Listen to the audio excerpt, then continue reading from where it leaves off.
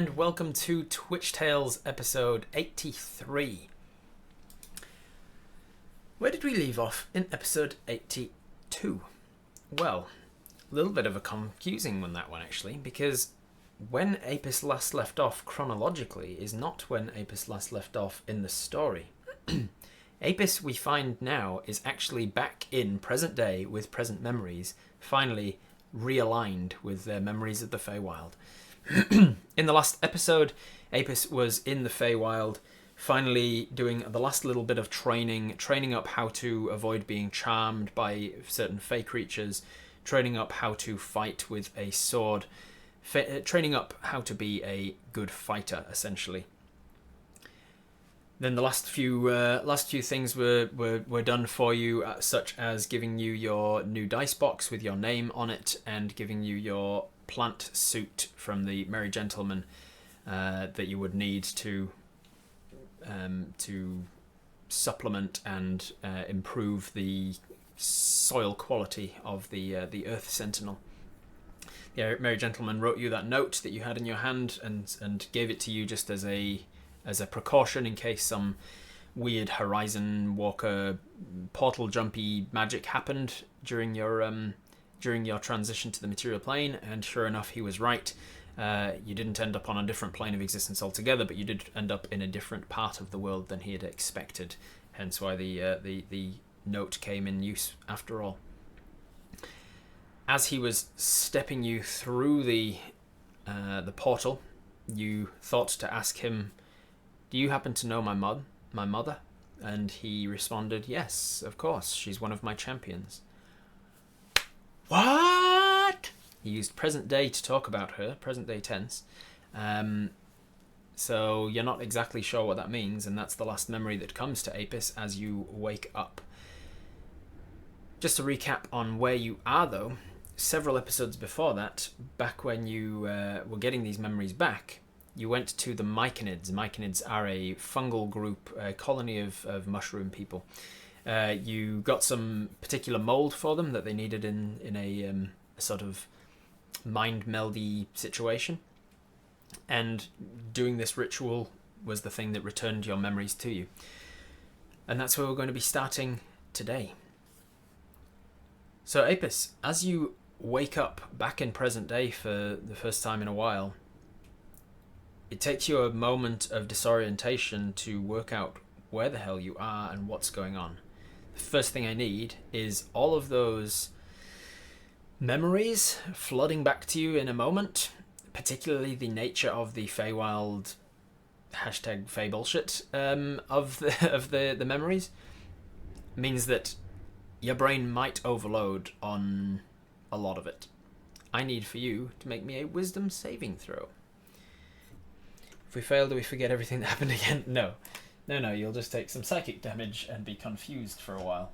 Alright, so let's roll you a wisdom saving throw. Let's remove all these dice aside. Wisdom save 5. 5 plus your wisdom save modifier of 2. That's a 7 total. As all of this rushes back into your head, though, you are not feeling good about it.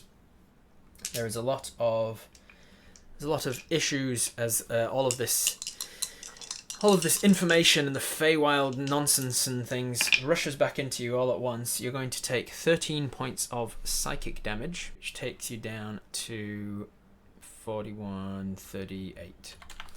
38 hit points, which is just above half, so you're not bloodied by that. But yes, you after the cyclopede fight, you had a little bit of damage. You weren't at full, so you come to and immediately you hit with the worst migraine, splitting head as your head is trying to immediately make all of those connections and synapses suddenly strengthened again once more as some magic is removed from whatever was blocking it.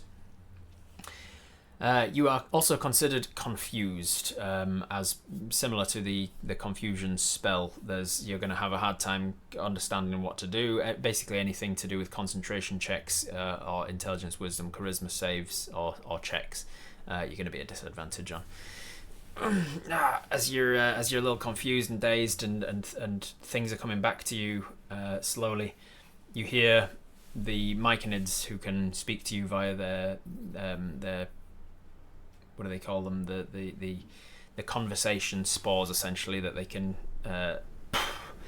cloud out this cloud of spores, and then the people who inhale it, choose to inhale it, they can understand you almost telepathically at that point. You hear one of them, one of the chieftain, the largest one, say, "Did it work? How do you feel?"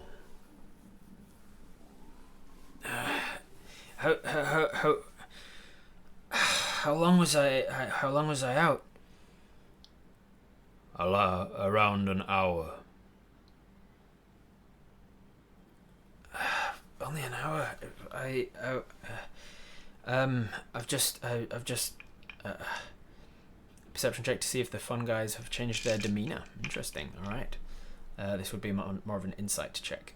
Insight check. 7 plus your insight. You do not have insight, so just a wisdom straight. So that is 9. With a 9 insight and disadvantage would have been more. So a 9.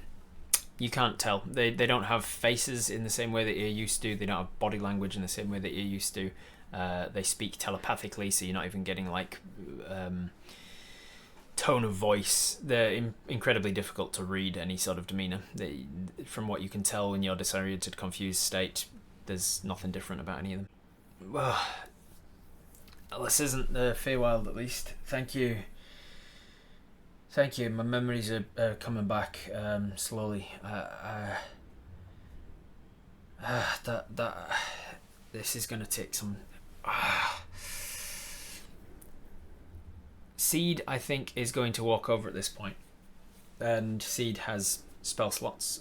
He didn't use up all of his spells in that cyclopede fight, so he's going to draw on the powers of nature as a druid and summon into himself this sort of the good necromancy, the necromancy that is about life and death and the life side of that, and is going to cast a Cure Wounds on you to try and remove any toxins or what have you from your body. So you're just going to cast it at first level just to help you out a little bit. So that is going to be a 10 points of healing. So as he walks over, hits you for 10 points of healing, you feel a little bit better in the head, but you're still a little bit confused, and probably will be for the next hour or so as your brain settles. Apis hurt bad, and then puts his hands over you, and you see these leaves kind of sprout out from underneath his fingers and coat around you almost like a bandage, and then they fall away, and some of the wounds, some of the physical wounds that you were hit with the cyclopede from start to stitch themselves up, and it just kind of makes you feel a little bit better. What did you see? Your brain was rumbling. Your brain was foggy to us, not used to not being able to see and share memories. Thank you, Seed. It feels better now. Yeah, hesitation for saying thank you because of being in the Fae. You didn't see anything of what I saw? We saw some, but not much. Something is keeping us out. Oh. Well, I guess I can tell you what I saw then. Hands up in the chat, thumbs up in the chat if you want to tell these guys everything, just exposition. We can skip over it obviously, but you can exposition to them everything that you saw and experienced while you were there. Thumbs down if you want to curate your story a little bit and hold certain things back. Were we obligated to share? No? I don't mind telling you, but if something stopped you seeing, it might be that someone or something doesn't want you to know, and I don't want to put you at risk of that. I understand. In general, I saw my time in the feywild. I met a bunch of fey creatures and monsters and things, and I did a lot of training. I spent a lot less time there than has passed here since leaving from here to there and then coming back again. There was like months have passed here, and yet I felt like I was only there for a week or two maybe. But yeah, that's pretty much all that there was. Seed says, "You see merry gentlemen?" Do you want to say yes or no to that? Seed's asking if you saw the merry gentleman, the archfey that you went to the mansion of. I got a lot more questions than answers, but yes, I saw the merry gentleman. Do you know of the merry gentleman, you say to the Mycanids? We know from Seed's memories. Seed has melded with us before, many a time. We know from Seed's memories who and what he is. We never met him. Right. Seed, my brain is really hurting. Can we just go back and get some rest now, maybe? He was a very gracious host. Let me read some of his books. And he spoke highly of you, Seed. Merry Gentleman spoke high of me? Yes. Merry Gentleman spoke highly of you. Said that you meant meant a lot to him, or like you were important to him or something. Merry Gentleman important to me, right? Well, if you don't like not being able to know or see things, I'd recommend not getting involved with them. The Merry Gentleman has a tendency to keep information from you if he doesn't think it's important for you to hear, I guess, and then you have to go about unlocking it through other means, and you kind of gesture to the now burned out brazier in the center of this room. I feel like I need to rest. And Seed says, Seed done with trade here. Seed, take us home now. Where are you from? The Mycanid says. You live with Seed? Thank you for your help. I don't know if I live with Seed. I'm staying with Seed at the moment. Let's see. We should probably get that new friend of yours back. You point to the cyclopede. For your body, it's been an hour. For your mind, it's like you haven't been in this room for a couple of weeks, and everything's kind of hitting you now all at once. And so you see the cyclopede and with like oh, that's right, Seed picked up one of them a couple of weeks ago. And it was like, nice, he picked it up an hour ago. We should get that new friend of yours back, make sure it's safe, Seed. It looks like it would be pretty dangerous. Seed good with creatures. I don't doubt it. Yes, for now we live with Seed, but I'm a citizen of the world. Maybe I'm quite far from home. We're helping Seed right now, but we come from a different island.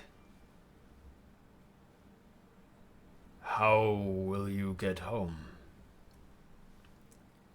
Is it trying to eat him? Yeah, the cyclopede's kind of just like, it's just kind of like curled up like a maggot at the moment. It's not trying to actively eat him, but it won't take long before it gets big enough that it's going to try. Does your sight see beyond the sea? Would you know of other places beyond this island? We have colonies elsewhere, connected by land and nature underground. What do you mean? Just as you ask what he means, he projects into your mind this image of this enormous fungal tree. It's like it's kind of almost, it's not quite as big as the Dren tree, the one at the center of the village, but it is an enormous fungus with a typical kind of fungal cap on it as well. Much more upright, kind of like a giant redwood. It's like a lot tall and thin, not like branches or anything sticking out of it. It's just kind of this tall, thin tree with this like bulbous tip on it.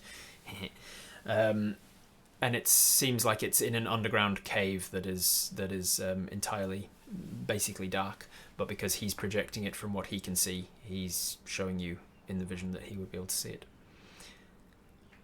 We are connected. You're not exactly sure what he means by that, I suppose, but it seems like he's connected to other colonies around the world, or on different islands, perhaps. I'll find my way home eventually. I'm trying to figure that out. Seed put corks on the mandibles of the baby cyclopede. That's right. Yeah. Is there a way to step through this network of fungus? Yes, we are one and many. Stepping through, and he kind of shows you another image as there is like this ritual happening. There is what you could describe as chanting, but without noise. You can see there is a rhythm to the way that this entire colony of Mycanids stand around the base of this fungus tree, and they are exuding pollen or spores into the air, and they're doing so in like rhythmic waves. It's got this almost Mexican wave kind of ripple as outwards from the tree, as they individually release these spores, but in unison. And it's definitely has a reminiscent feel to chanting. And as he's projecting this image into your mind, you see the fungus itself starts to sort of bow outwards at all different parts, like the whole top of the tree is kind of like descending, and as it does so, the bark, for want of a better word, is sort of bowing outwards, and as it does so, it's revealing these sort of leaf-shaped holes in it. And looking through the holes, you see these portals, essentially the fibers. Yes, is leaving these holes, these portals, and then you can see these funguses these mycanids. They start to move into this hole, and a couple of others are starting to move out of them. Like it's an exchange of different fungus from different portals. Would you know if another colony is attacked or damaged? Not without talking with them. If ever I run into your people again in other places, could I approach and remain friendly with them? We are one community, but not one mind. They act for themselves, and you would have to approach as though strangers. They may know us.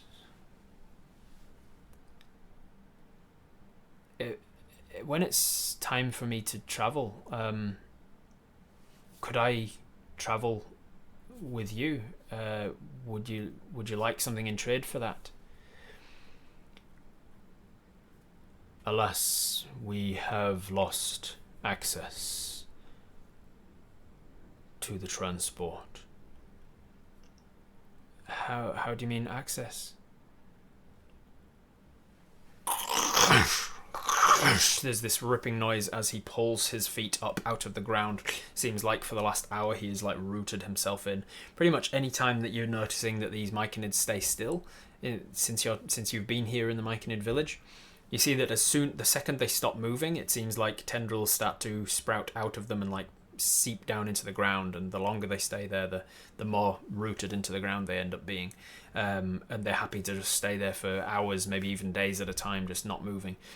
Even their legs and their arms, their limbs will kind of like stitch themselves back to their bodies if they're not moving, and then they can rip their arms back out again once they need them. Kind of like when you're sitting on a leather couch on a hot day. Your skin just sticks to the leather. So you ask him, what do you mean? And he pulls himself back up out of the ground and starts to move towards the door. And you just get this impression that you're meant to follow. Given that they are somewhat of a hive mind when they're actually in the same location, when they're in the same colony, the rest of the Mycanids kind of move in unison as well to sort of turn and start to follow this guy.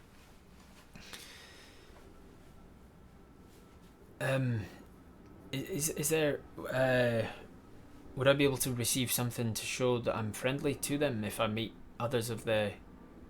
Seems like you're falling on deaf ears at this point. Maybe another time. Has there been any communicating or calling for help lately? There's a really bad portal and decay, for example. You get the impression that somebody nearby heard you, one of the other Mycanids, the younger ones, and you get this memory, this sort of telepathy in your mind from them. You're not exactly sure from which, because you're now surrounded by a few of them as you follow. We have not had any communication with other colonies for a while.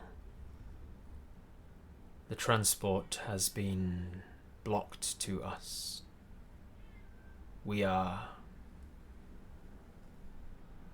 not in connection right now.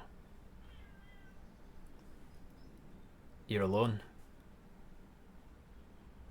As a colony, yes. Somehow this doesn't make me feel better. Are we also still part of the hive mind because of this brown mold effect they mentioned before the meld? That has yet to come into play, but yes, you will discover something to do with that at some point. This neuron has a feeling they're about to show us a problem we might be able to look into fixing. Who would have thought it? Can we show in our mind to them the big pit where the gravedigger was? You can attempt to do so, Spates, yes. Given that you are confused and befuddled a little bit at the moment due to your experiences, this is going to be at disadvantage, but you are going to attempt a telepathy check, essentially. 5, or with disadvantage an 18. So 5. 5 plus your intelligence of 3 is 8, and then you're not proficient in this yet, so just an 8.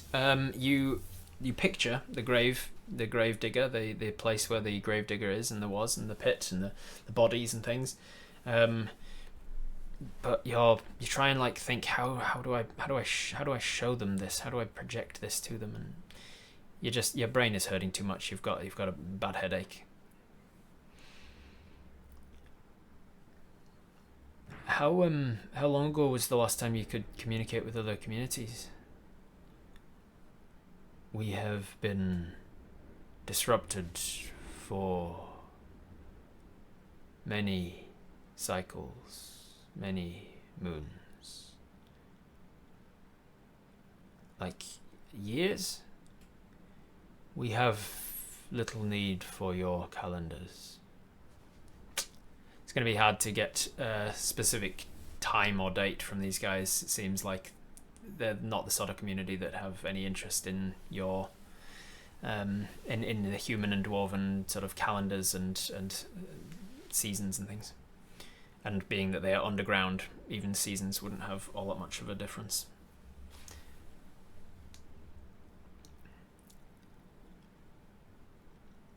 Is this problem on your side of the transport, or on the side you're attempting to transport to? This problem is in getting to the transport.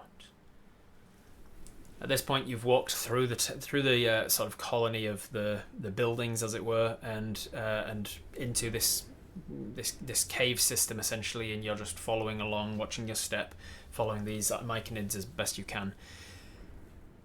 For about another 5 or so minutes until you get to a wall. Only when you approach and your dark vision starts to adjust a little, you realise it's not really a wall, it's a cave-in. This is very clearly a part of the cave system that was once open and is now no longer. This is the path to our transport. We are no longer able to access. Oh, I see. It's behind here. Yes. Use our stonework proficiencies to study the cave and see what we can glean from it. Absolutely. Give me a dice cam. So stonework proficiency. So on the dice, that is a 4. I think it gives you double proficiency.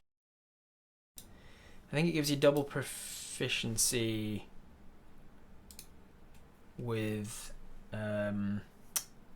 history related to stonework, even if you're not proficient in history. So that would be a 3 from your intelligence. At this level, it's a 3 from your proficiency. And then double that, 6, so you get a +9. +9 onto 4, 13. With a 13, you can see that the stonework here is the same stonework as the stuff above it, so it's been caved in from the ceiling, ceiling collapse essentially, rather than having been dumped here or filled in like a landfill. You can also tell that it is not worked stone; it is definitely broken stone from above. You can also see that there is quite. With 13, you can probably also see that there is quite a lot of evidence that it has been shifted a decent amount already. It seems like they have tried to dig this out, at least for a while. Nobody right now is working on it, so maybe that they're just working on a slower time scale and they're not in as much of a hurry to dig it out, or maybe they've dug this far and realized it's kind of not worth it, or maybe they have stopped for some other reason. It could also be that the cave above, or the tunnel is at risk at further cave-in if you try to keep clearing this out. You don't know exactly. Not with the 13 anyway. Did you do this, or was there a quaking of the earth?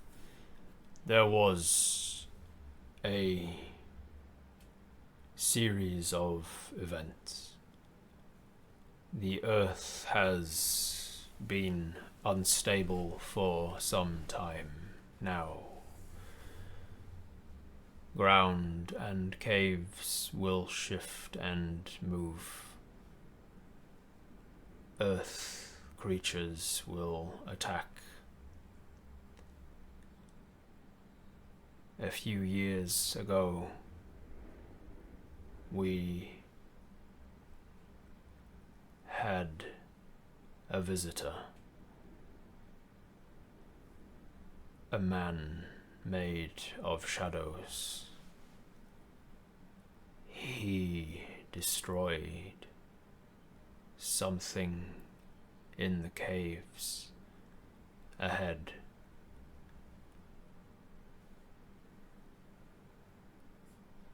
We cannot get to it. Seed, is there anything above this part of the cave? From where you are now, let's see. Seed's going to make a survival check. He's good at that. So from memory, it would be a +9, I think, on his check. I don't think... I might have expertise in it. That's at least a 16, and if he has expertise, it's a dirty 20, I think. So Seed says, from where we are now, Seed think we under north side of river, maybe forest, on way to Drenvale, but far from still.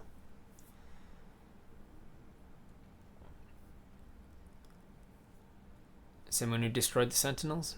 The shadow man made of shadows may be the one who's destroyed the sentinels, yes. So there might be a sentinel inside the cave beyond the cave-in. That is an impression that Apis may get, yes. Do you know if there's a sentinel inside or around or above those caves, Seed? Now, what does Seed know about the sentinels and which ones has he been told about? I don't think he's been told about this one, so no, he doesn't.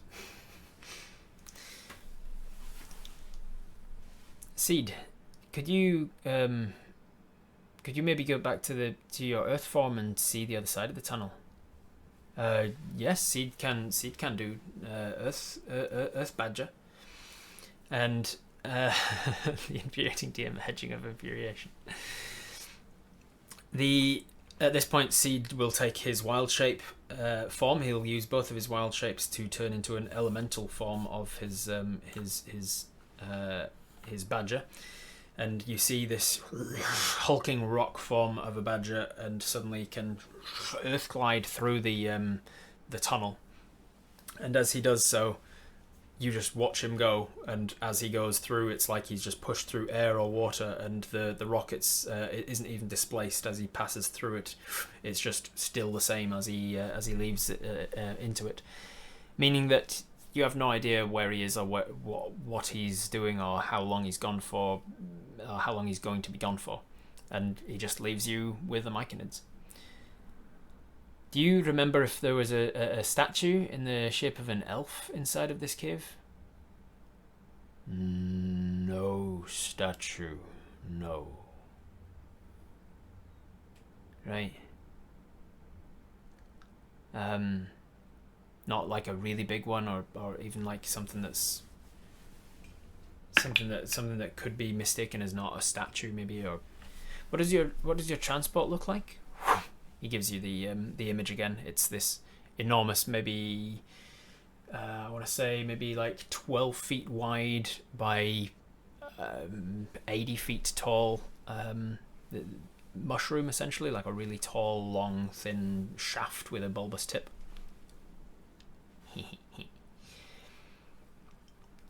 You don't mind if we take a look and try and fix it if we can do? I don't want to do anything in your home without your permission.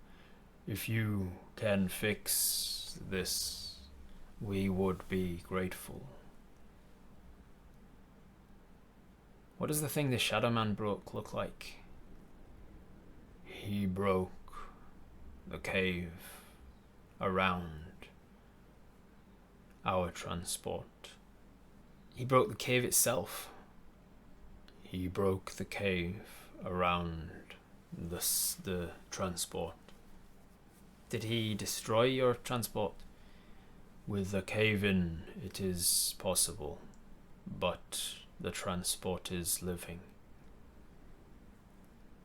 It's still alive? Yes. You can feel it? Yes. Right. Okay.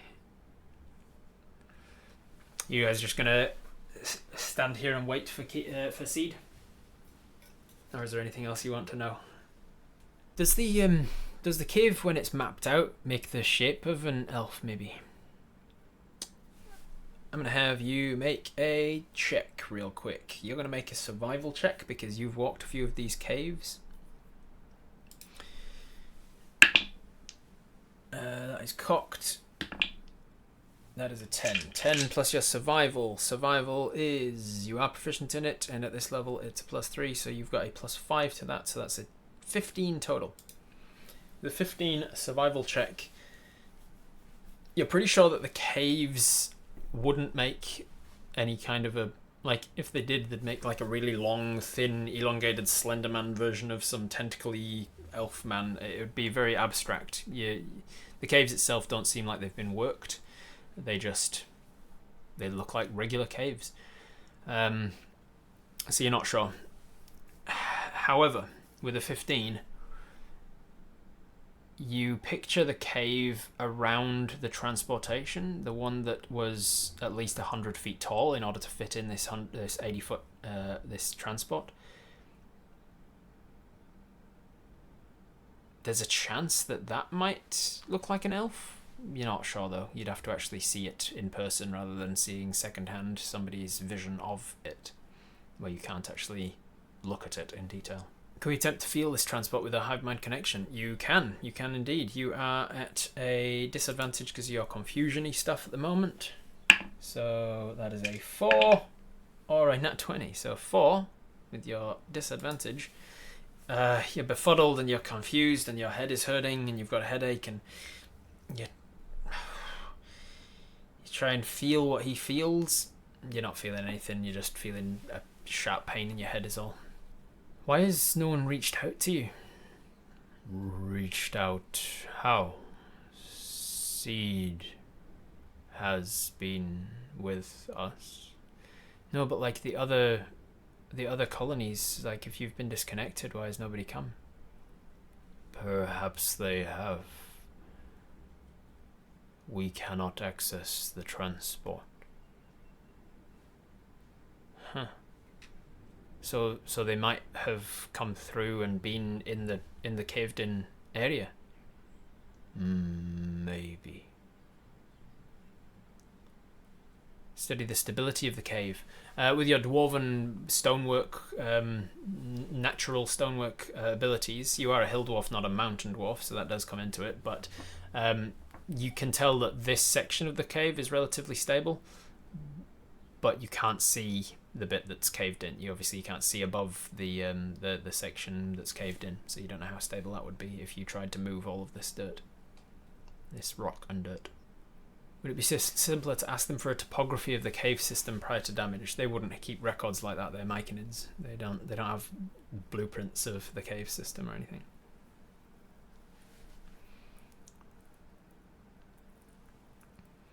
Poke at the rocks. Can we move them, or have they moved everything small? They've moved everything small. It's easy to move. The rest of stuff would probably require tools.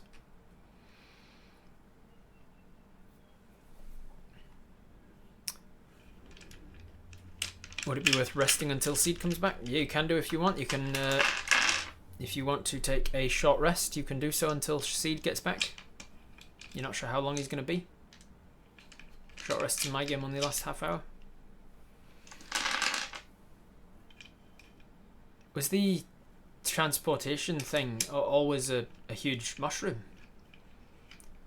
It is not a mushroom. It's not a mushroom? It is a fungus. Right, sorry. I didn't mean to be offensive. Not all funguses are mushrooms, I suppose. Was it always a giant fungus? Yes. Right. Okay. I guess we sit and rest. Wait for Seed to get back.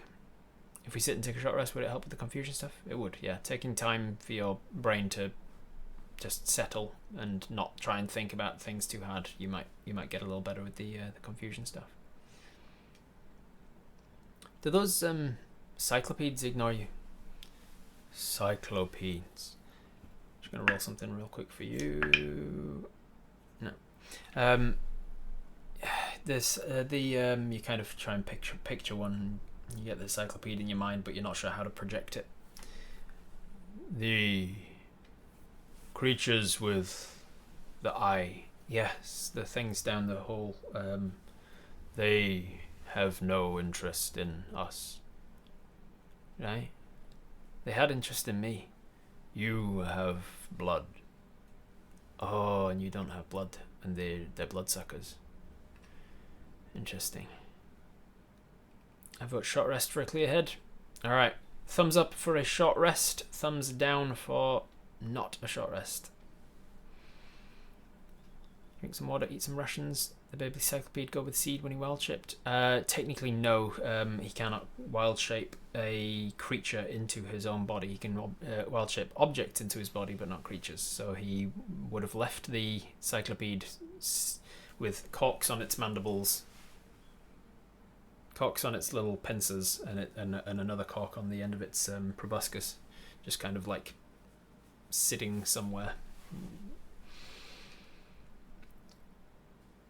What do the cyclopedes normally eat down here if it's not your people?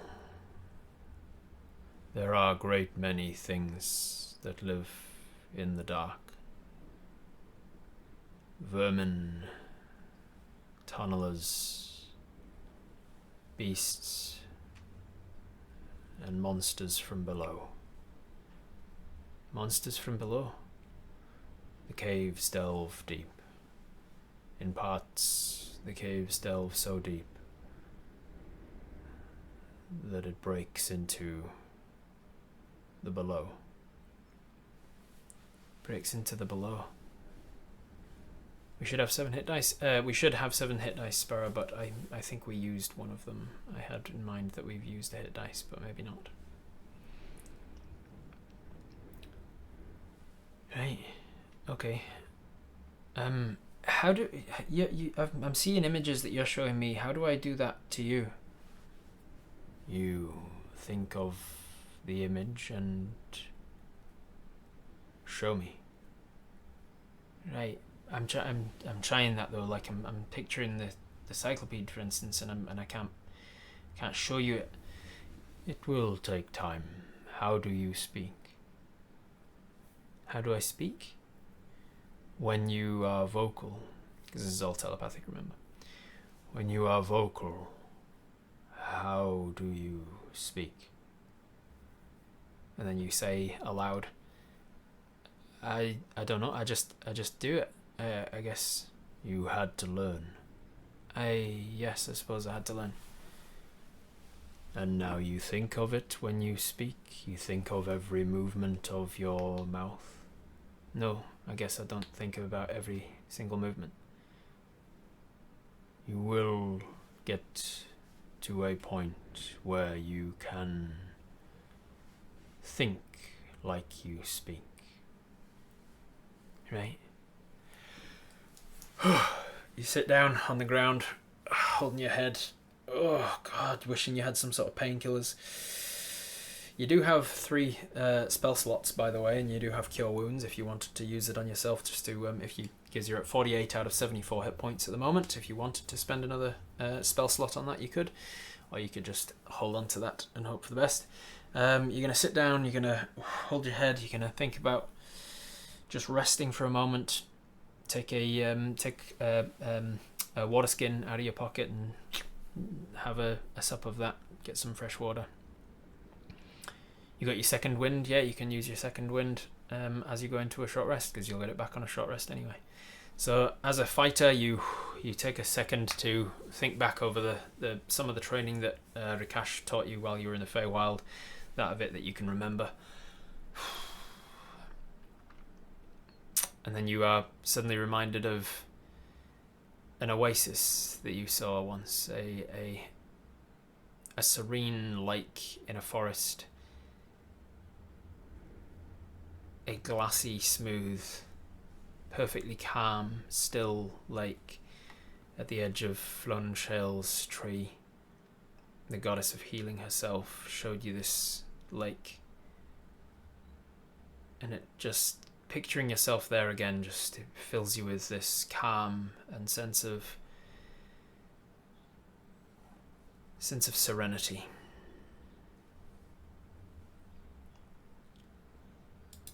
You're going to use second wind, and you're going to roll a d10 plus your fighter level, which is 2.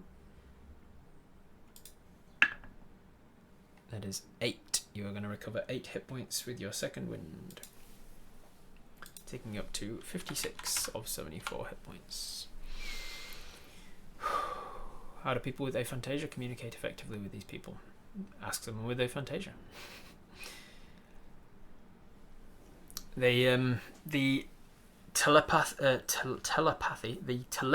of these Mycanids is due to their spores. They magically exude spores that you breathe in, and then they can speak to you and show you things. So I imagine people with aphantasia would, for the first time, see visions, because it is magically induced visions. So you get out the panpipes and you start to play a little tune on the panpipes, because why not? While you're waiting, you're having a short rest. You're just kind of chilling your mind a little. A lot of the other Mycanids have kind of gone about their business, and they've left to do their thing. But the chief has just kind of rooted himself into the ground. You think for a little moment that maybe you should be making small talk just to be polite, and then you look at him and you can see that he is just like, his arms have it's fastened back to himself, and his legs have gone into like a stalk, and he's just rooted himself into the ground, and he's perfectly happy just standing here. He could probably stand here for hours without feeling like he was bored or the awkward silence. So you play a little ditty to yourself, because why not? Nat 1, we hit the resonant frequency of the cave and cause a cave in. Yeah. All right, let's roll a little panpipe check just to see how well you're playing a little ditty. I thought that was a 1 for a second, because of the way that the light's hitting it from where I'm standing. That looked like a 1. It's a 7. 7 plus your panpipes check. Oops. Over there you can see that you are proficient in panpipes, and it's a performance-based thing, which is charisma. So that is a +4, so an 11. 11 is average. It's an average panpipe. You're just playing to yourself, and so you have no audience, and so you're doing an average job of it. After you play for a little bit, Seed comes back. He's only gone about 15 minutes or so it's not actually enough for a short rest. But Seed will pop back through as a badger, and then he drops his form. And as he drops his form back into Seed, he says, Cave is big mess in there. Cave is tree is in middle of cave still, but cave has rock all over. Cave roof has collapsed. Cave is fallen in on self. Big journey between here and cave, but cave is not full of rock. Can you make a tunnel big and stable enough for us both to pass through, Seed? Seed no on Seed's own. Seed need other earth glide to hold while Seed move. Seed cannot hold and move rock. You need another earth elemental. Yes. Where are we? Do we have to go to the plane of Earth and get an Earth elemental? Seed maybe. After Sentinel fix, maybe Earth easy to find. Maybe. Can you see the sky above the cave, Seed? No, cave underground. Even after the cave in the rock, the ceiling above. Yes, cave above smash, but more rock above that. Right. Can you show us the damage, Seed? Can you do the thing the Mycanids have been doing? Share your memory of it. Seed show you damage and points to the rock. No, could you picture what the damage looked like, and then show me that damage? Let's see if you can. Seed is onto it. Seed has melded with these Mycanids a few times now. He hasn't actually used the fungus element that you have to actually like become part Mycanid essentially. But he does have the mind meld stuff. And Seed, we have established in my home games with James that Seed is more of a visual thinker. He doesn't really think in words as much as like images and pictures and stuff, so it's a little easier for him to do this. So he's already thinking in pictures anyway, and then all he has to do is kind of like shove it forwards to you. And sure enough, you do get, it's not as clear as when Mycanids were showing you, because it's kind of how they speak. It's more of their first language, as it were. But when Seeds shows you it, you're getting like it's almost like it's a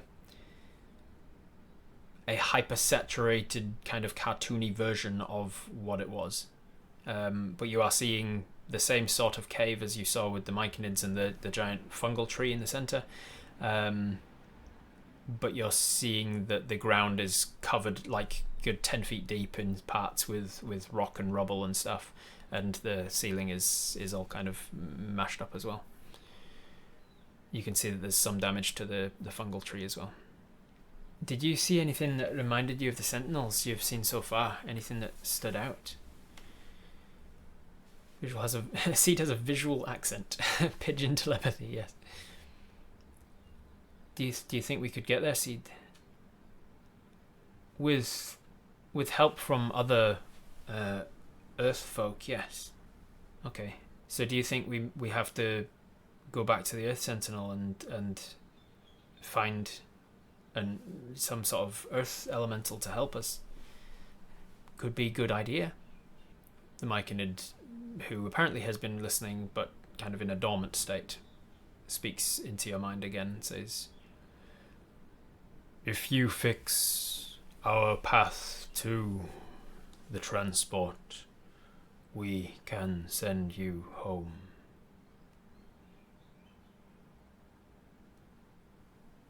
Right.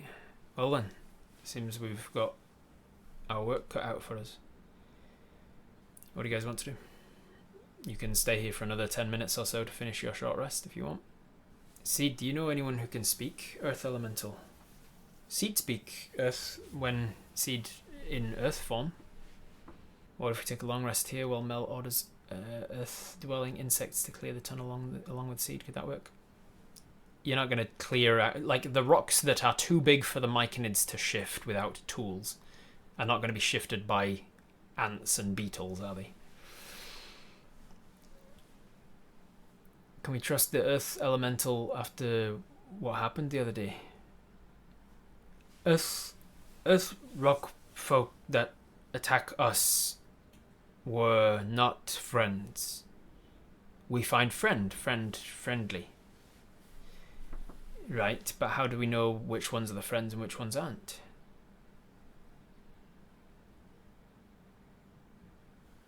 Try talk and see if friend? Right.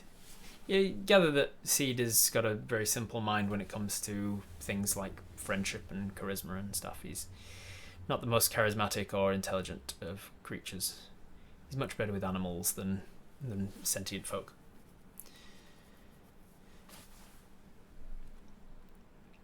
Have you ever had the help of another elemental, Seed? No, not yet. Right. We can consider this area as part of the Fix All the Sentinels work. Maybe. Could be a cavity over the collapse is what I meant. The collapse over... Oh, this part of the cave-in? This part, you are blocked. You're at a dead end. You can't get in or through or over this part. And then when you get to the cave, from what you're shown by Seed, there is some of the ceiling has collapsed in, but there is more rock above that. So it's not like there's obviously a cavity where the ceiling used to be. Finish the short rest here and then head back to base. Also, when's Vala supposed to be calling us? Did we miss it? You don't know. Maybe. Seed, could you help if we encountered some Earth Elementals? Could you help us make friends with them? Seed, good at making friends. Yeah, okay, if you say so.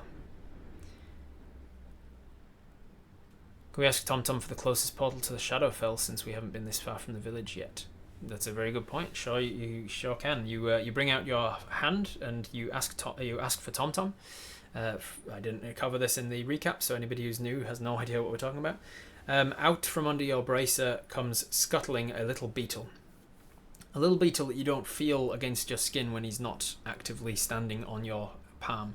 You do feel his tiny little legs, almost light as a hair, just in the center of your palm when he's standing there. But as soon as he disappears beneath your clothing in any direction, he seems to disappear to, I want to say inside you, but without it sounding weird.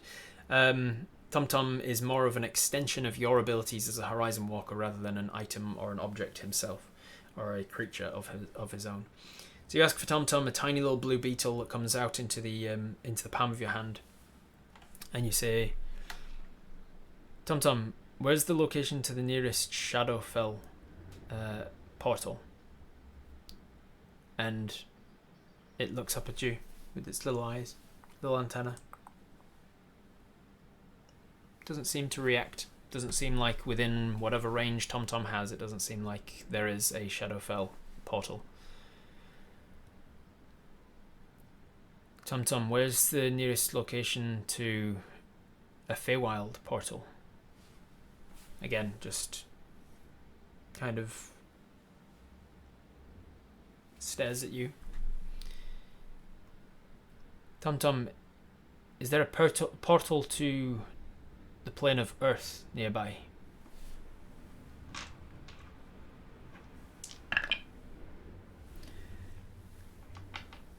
Tum-Tum immediately springs into action and starts running around the palm of your hand a couple of times, and then he eventually sets off kind of towards the base of your thumb and stops there. And then as you turn your hand, he runs up your thumb, and then as you continue to turn your hand, he jumps across from your thumb to your forefinger and runs up that.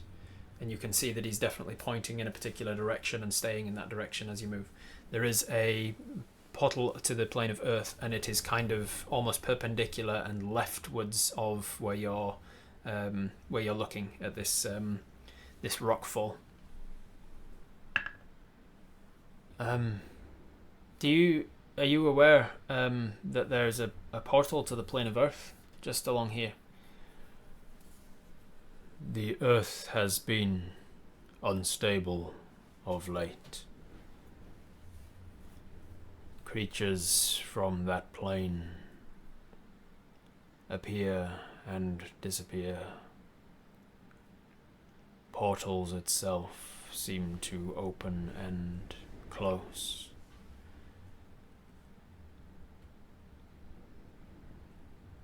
I see. Do you know about this one though? No. Since we're underground, can we turn our hand sideways to see if it's above or below ground? Absolutely, yes. You push your hand upwards and it seems to go, let's see. He climbs around the back of your finger and starts to move down towards the knuckle of your finger. You push your hand downwards and he runs along the fingertip again. It seems like it's a little further down. It's kind of on your level, but at a downward angle of like 20 degrees or so off to your left. Could you take us there and we could try and close it, to try and mess with it? We learned a little bit about closing portals while we were in the Feywild. I can take you closer if you wish, but creatures from that plane are dangerous at times. Seed, if we can find an earth elemental, you could ask them to help fix this tunnel and what lies beyond it, as well as help us fix the broken cauldron sentinel. It might help us solve two problems at once, plus you get to make a new friend. Seed liked this idea. Seed good with making friends. Right, well, I suppose start taking me to this thing then, and maybe we can maybe I should get a full rest before interacting with earth elementals, though, if they're dangerous. It's so hard to think with my head like this. Do you know how long this is going to stick around? That depends on how hardy your constitution is. Right.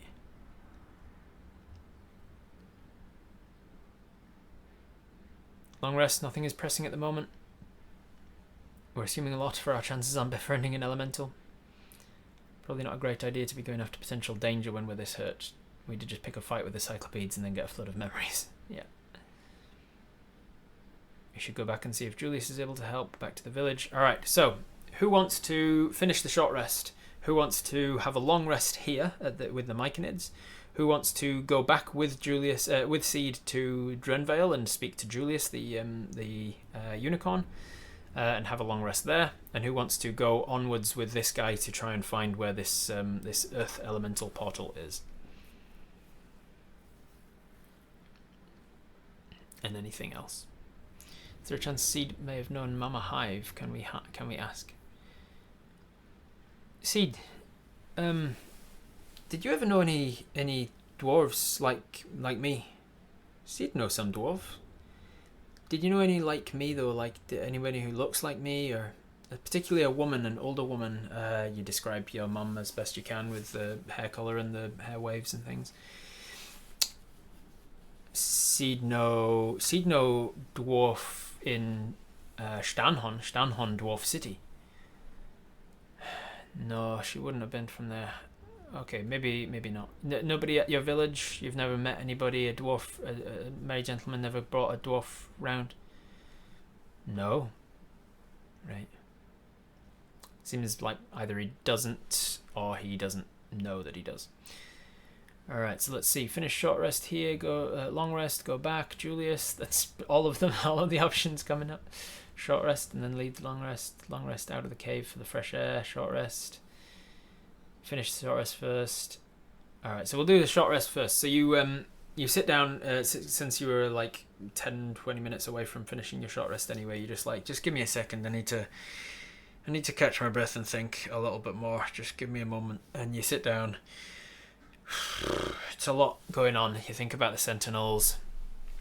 There's a chance that if you can fix the Earth Sentinel properly, which you're pretty close to doing with the plants and everything, if you can fix the Earth Sentinel, then maybe that deals with the problem of the portals opening and closing of the Earth, because you know that's what the Sentinels are there for, to sort of nullify the random chaos events of the crossovers between the planes. And if you can do that, then maybe you can. Maybe you can't get to the Earth plane if you close all the portals. But does fixing the Earth Sentinel just solidify the portals, or does it stop them from opening? You're not sure. You don't know how this works so much. You grab out your books and you start to flick through the pages of your planar books, and you start to read the other notes that you took in the margins of the whole time that you were in the feywild. Any supplemental notes that you took. Eventually, you see that that TomTom disappears from your finger in the direction that it was pointing towards the Earth plane, and suddenly disappears. Runs down into the palm of your hand and kind of circles a little bit, and then runs off in a completely different direction. Seems like the direction to the Earth portal has changed. It seems like that the one that it was pointing to is no longer the closest one. That interests you for a moment, but you just focus on just settling your mind and settling to have a short rest. As part of this short rest, do you want to use a hit dice to recover any hit points?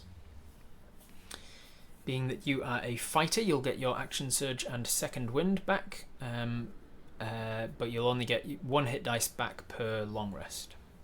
So thumbs up, thumbs down in the chat. Do you want to spend a hit dice? If you do spend a hit dice, you get back a D10 plus 2 hit points, and you're at 56 out of 74. A little bit down the middle, but it's no's I definitely have it at the moment. If we will long rest soon, then no. Well, I mean, that's the thing though, isn't it? Will you long rest soon, or will there be something between now and then that stops you from doing so? What else can we use hit dice for? This is pretty much it. You use hit dice just to recover hit points on a short rest, but you only get one back per day in my games. Just saying, as a Horizon Walker, we may want to try some interplanetary diplomacy ourselves. We may need some contacts in the future. Yeah, you might want to just pop in there and be like, yo, I'm a Horizon Walker, don't kill me. I'm going to be your friend.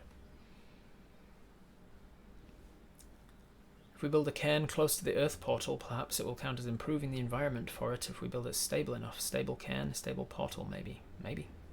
Worth a try, I guess. If we can roll them when we need them, we might need them more later in a fight instead of when we aren't doing much. Let's recover. Something could attack us on the way. Alright, it seems like it was enough down the middle to put it to an actual pole. Let's do that. Pole. Use a hit die. You will recover 1d10 plus 2 if you use one, but then you only get it back once per day. Fancy, could you double check for me if we had full hit dice at the end of the last game? Because this kind of will make a decision, I guess. Because if we've not used any today, then you can essentially use one for free each day, and you'll get it back on the next time you long rest. Are we going to have to walk back to the village? Seed flew you here in his owl form, and it was uncomfortable to say the least. But you will probably be going back in the same way. We had 7? Thank you. Alright, so we have 7. We have full hit dice at the moment, apparently. So if you want to use one, you can use one. And it's essentially a free one for the day, because you'll get one back per long rest. Can we try and step back for funsies? Yes, we can. Yes, we can indeed. Alright, exactly 2/3 of you, 66%, wanting to use a hit dice on this short rest. So you will use one, go down to 6 hit dice remaining, and you will use a d10 plus 2 to get a breather. Nice, 7 plus 2, you get 9 hit points back, taking you up to 65. 65 out of 74, not bad at all. You're in a good place. If you are attacked by anything, you've got a good chunk of your hit points back. At the end of that short rest, you also get a little bit of a clearer head. Your fogginess starts to abate a little bit. You feel less headachy, less confused, but more nauseous now. You feel a little bit sick, a little bit queasy, like something in your body is not quite right. As a dwarf, you're not used to this feeling because it's essentially kind of like a poison. It's something in your system that's not quite meant to be there. You've not eaten right, or you've not been sleeping right, or something. Just a general feeling of not being quite all there. So what do you want to do? You finish your short rest. You feel a little bit... You're feeling a little bit better in the mind, at least, though. You're a little bit clearer in the mind. Need to find a birch and chew some bark for aspirin. Is bark from birch bark? I knew sorry, is aspirin from birch bark? I knew it was from bark. I didn't know which tree. On the way back, Seed, do you mind if I ride on your back instead of in your talons? It was very, very uncomfortable. It's willow, not... yeah, I think I did hear about willow, actually, not birch. Seed says, Seed can not carry without claws. Seed, when flying, is air. Can you can't just become a creature that can fly? Oh, Seed can become fly creature, yes. So could you do that instead of the air, the bird, the air bird? Seed, yes. Seed need to rest a little. Didn't we just rest for 20 minutes? Seed feel like not quite back yet, because you took the first 10 minutes of this half an hour while he was doing things. Seed has not got his wild chips back yet, so you'll need another 10 minutes. But if Seed just sits down for 10 minutes, he can get his wild chip back. But it does give you 10 minutes to chat with the Mycanids while he gets his wild chips back.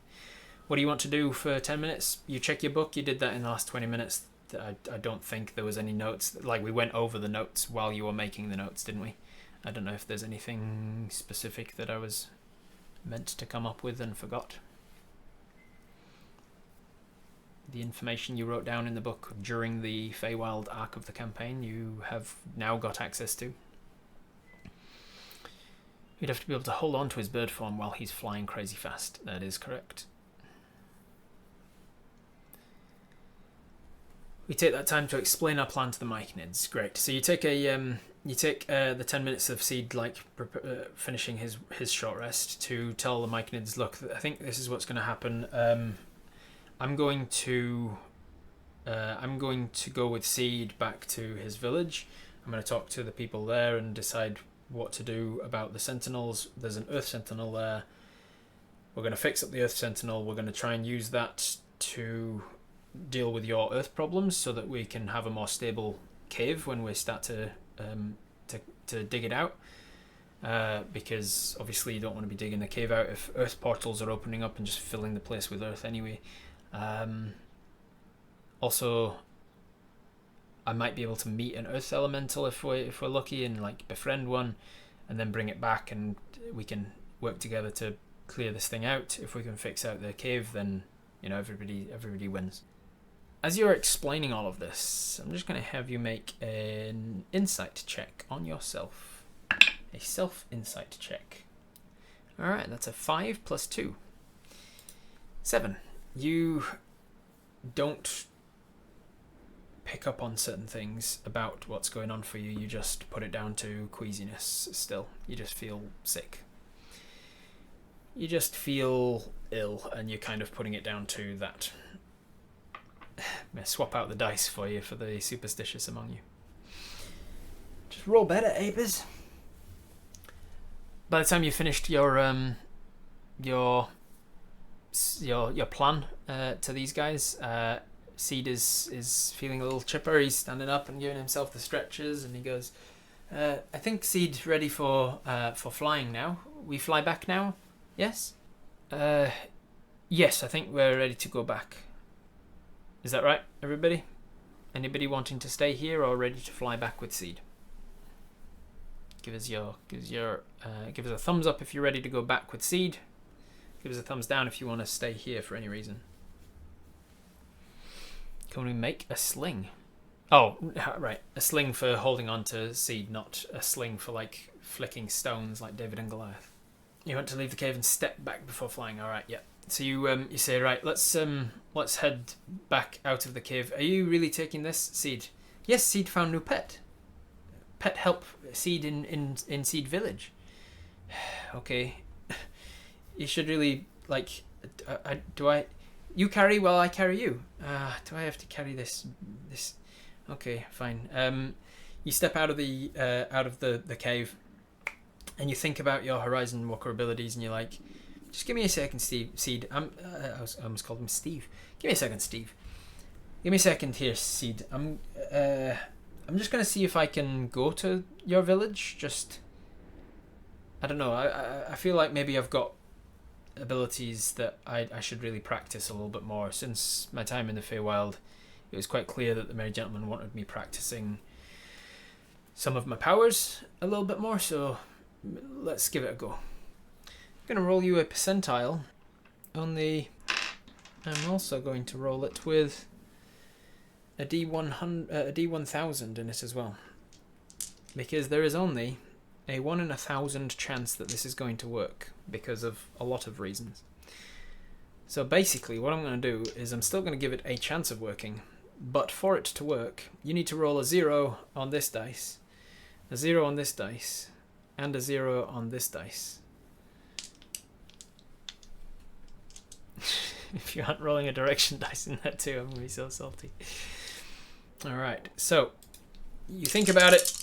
You try your best to work out how to step, and you got an 813, not a 1,000.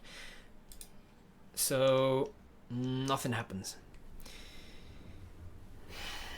You think you're not sure what you're thinking about. Oh God, you don't feel well. This is not. Something's weird. I don't know what. How do I even do this? The light is also bothering you for some reason. Like, it's not nice to be in the bright light. It's in your mind, and you're like, you're being distracted by the light of the day. It's late in the evening, and and the light is going down, thankfully, but it's just not nice. You think, nah, never mind, it's not going to work. Alright, Seed, let's go. Do I really have to... Actually, wait. And as he transforms into this eagle, this giant eagle, you're like, give 1 second, and you get out of your bag your net. And you lay your net out on the ground, and you lay down on the net like a hammock, and you have this this squinty, this baby cyclopede. You wrap it up in your bedroll, so you'd have to hold the gross thing that's got a proboscis on it that's still trying to like poke you and prod you with the cork on the end of it. You Seed then grabs the edges of the net and sets off as an eagle, and it's a lot more comfortable doing it this way. Ride with me, Mel. No more than 1 Feyflower per day for you, I think. Yeah, probably wise. You don't give her a Feyflower to have a keep up with Seed on the way home. If you give me I will. If you round up, 837 is 100. Is 1,000. Well, it was 813, unfortunately, Race, not 837. So, yeah, well, logic is flawed. You say no, Mel. You're not getting another flower. Okay, I don't know what the long-term effects of having too many of those flowers are. So you just ride in the net with me. And Mel comes, spoil sport. Comes and sits on your legs, and you fly off into the day.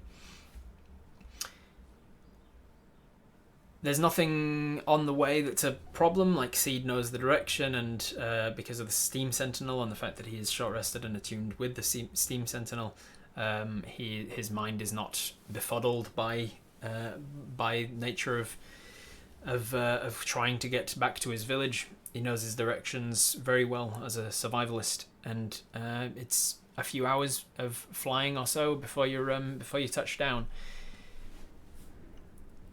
Just one more Apis. I can quit anytime I want. I just need that sweet nectar. Yeah.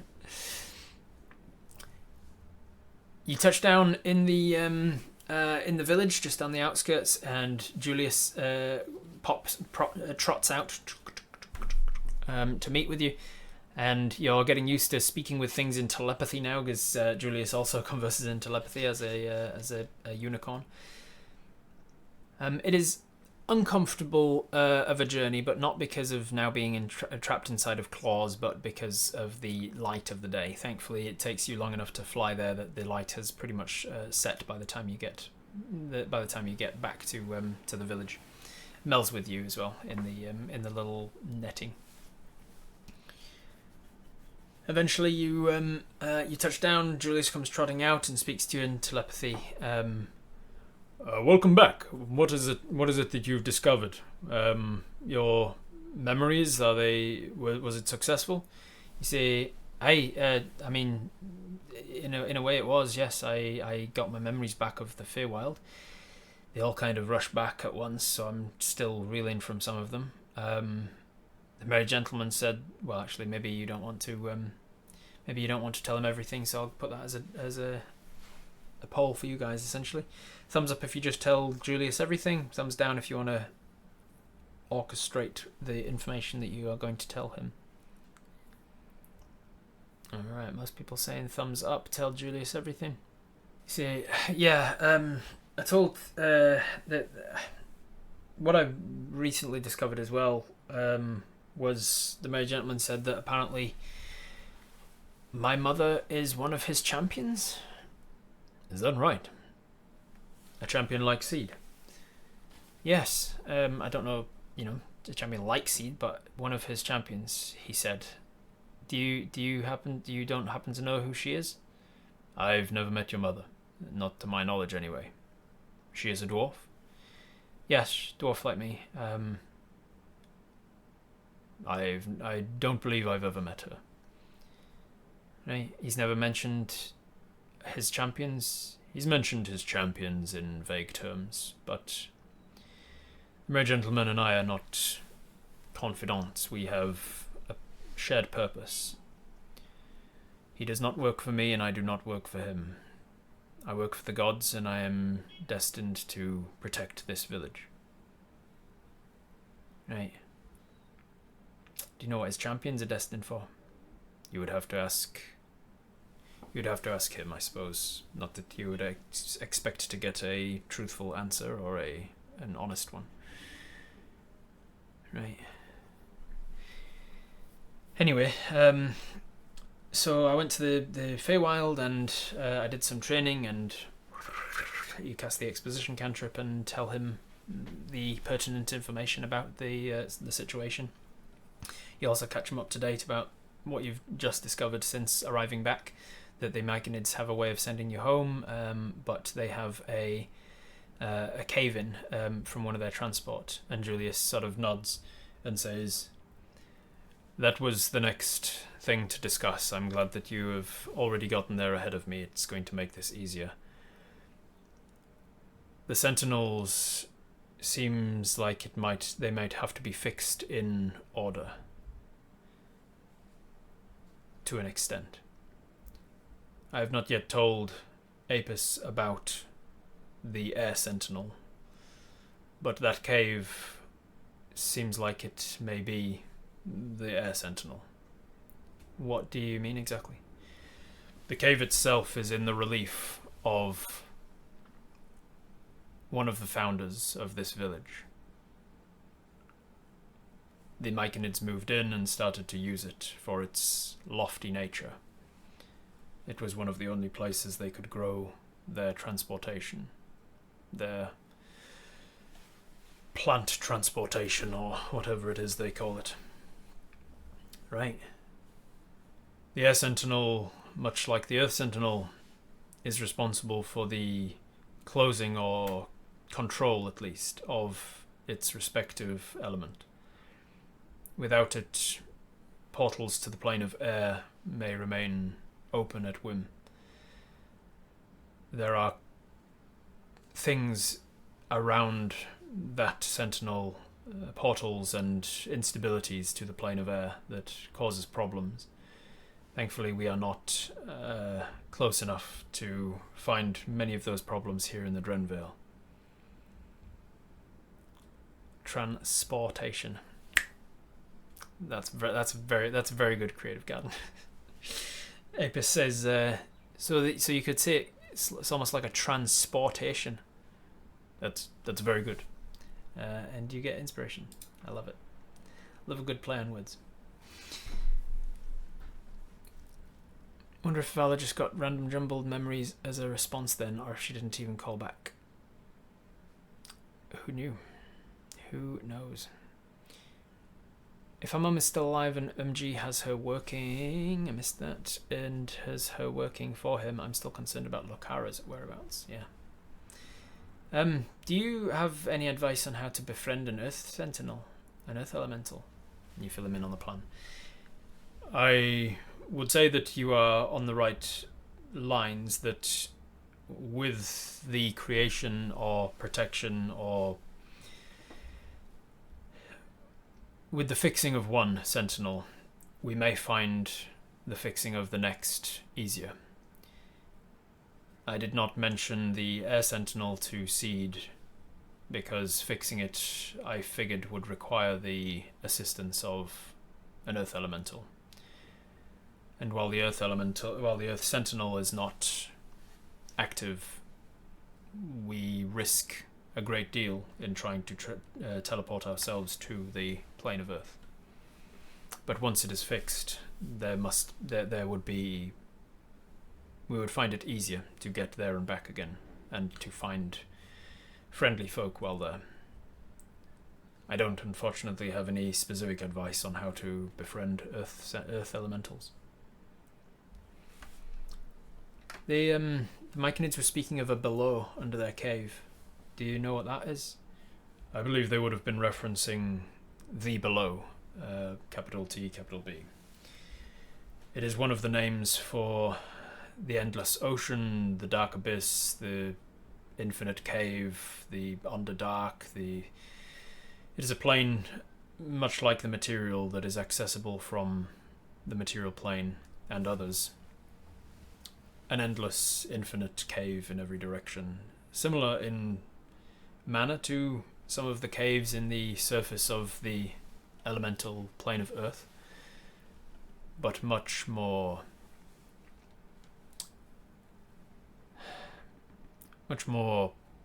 broad, a great deal, a greater variety of creatures and monsters live in the below.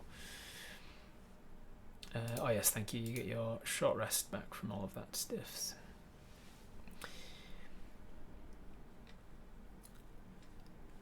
Do you have any advice about telepathy and the headache paired with the feeling sick that's come with it? The telepathy of the Mycanids, that should pass in time. Normally they only speak for about an hour or so before they have to fill you with this the spores that allow for communication. You're still feeling the headache and the nausea from it? Yes. It must have been hours since you arrived. It is. You're still feeling it? Huh. Okay. I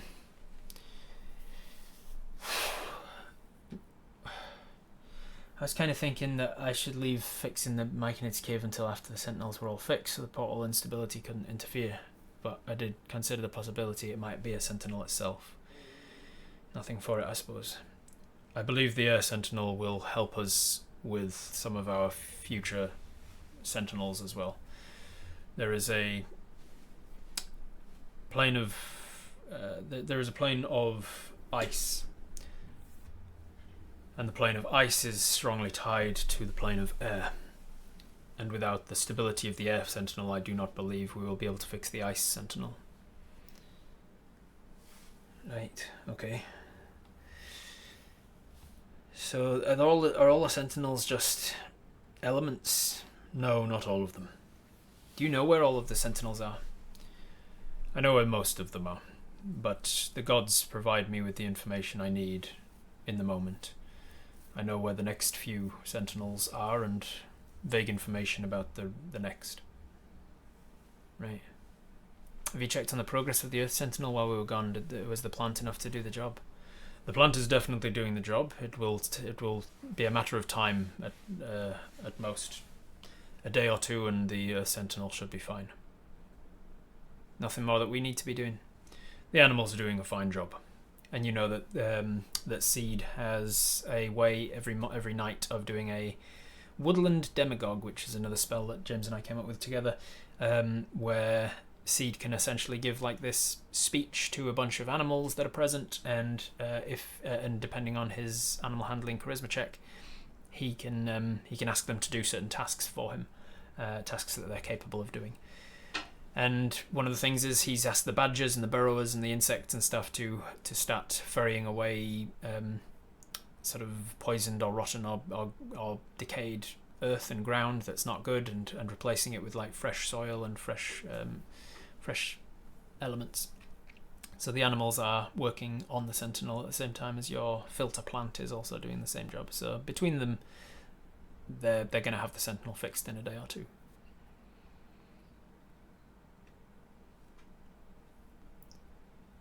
Do you happen to have a way to help my headache, Julius? I can certainly try. And he puts his horn down and touches you briefly, just gently on the shoulder, and kind of runs the horn up the neck towards the head where you said the pain was. And everywhere he touches, it's kind of like this warm water kind of feeling just under the skin. And he's going to cast Cure on you, Cure Wounds or whatever his spell is. It's definitely enough that it'll do more than 9 hit points, so he's going to cure you up to full. Thank you, Julius. The headache is all but gone at this point, but you do still feel nauseous. You're still nauseated, technically. You feel a little bit sick and a little bit queasy. This is something that's not going to disappear from a simple cure.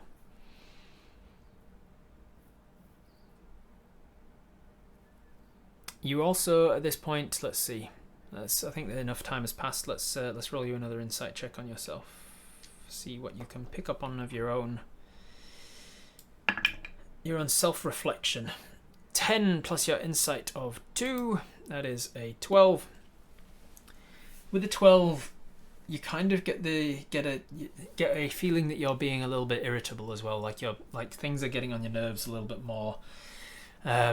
not to a great extent. You're not grumpy, but you're just like, you're feeling antsy. Maybe is maybe not the right word. You're feeling like you're not quite yourself. That's about all you're going to get with a 12.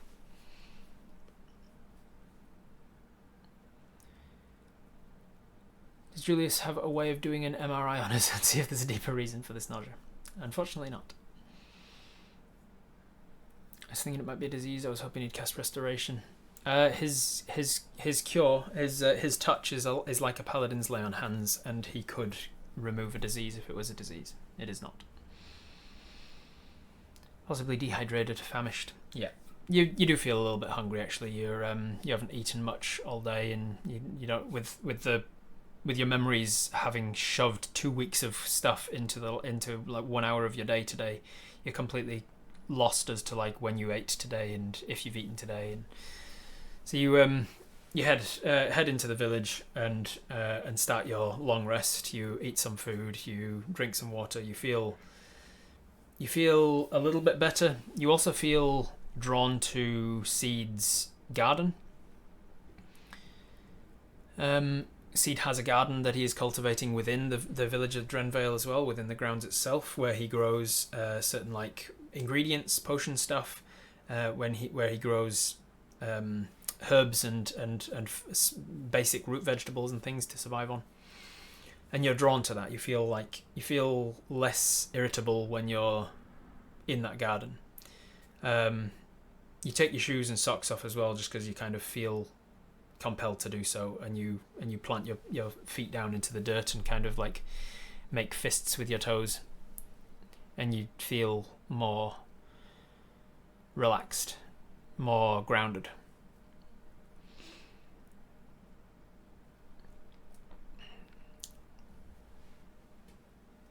Do we start sinking into the dirt? No sinking. Can we ask Seed if he's eaten the brown mold before? Seed, have you eaten that brown mold before? No, Seed not eat mold. Mold usually bad for you. Yeah, the mold that I was told to get from the Mycanids. Have you eaten that? No, don't eat that. Have you not eaten it, but have you like ingested it? Have you inhaled it? Or have you been through that process that I went through? No, Seed not do that before. Seed has memories. Yeah, okay. Is anyone opposed to asking Julius about the goddess in the Dren tree? Could do. Do you know what happens if you ingest that mold? Seed not know, no. Do we still have the fairy flowers? How do we feel about them now? We're liking plants for some reason. You feel no different about the fairy flowers that you did. You definitely still have some because you've got some for Mel. Seed, can you keep an eye on me for the next few days in case I'm acting weird, not like myself? Seed, keep an eye on you, yes. As he's off doing something, he's like going to tend to Squinty and like make sure that he's at home and doing his animal handling, his monster handling on Squinty, trying to train his new pet up. Can we try to pray to tell the Dren tree goddess that we're going to help, and any information would help? You absolutely can try, Kelso. Let's make you a religion check to see how well you can pray to this goddess that you know practically nothing about. Nat 20. You scrunch your feet down into the dirt and you feel more at ease. You stand up, just standing in the middle of this garden. You close your eyes. You still feel sad. You're not sure why, but you think down into yourself and you try and think what it is, and it's just a general sort of sense of melancholy for some reason. Maybe it's the fact that you learned about your mother. Maybe it's the fact that you've kind of overwhelmed about all of the tasks ahead of you and how you seem to be important to the gods and the Archfey, and you don't know why, and you don't know what you're meant to do. You're just one person. You think about the tree. you feel connected to the tree somehow. Like, you're not physically connected, you just feel like you're drawn to it in kind of like a tree huggery kind of a way. You feel a little bit at one with nature. You think about the fact that this tree was apparently once a goddess, and before that it was like a mortal woman who achieved greatness through her own deeds. You catch yourself sort of wondering if that's a destiny for you at the moment as well, with all of your interest from the gods. Maybe you'll end up something like this. And you find yourself thinking about imagining yourself as a tree, and something about that feels comforting, that you will live on as a tree after you die, after you've gone, after you've passed on from this plane, maybe.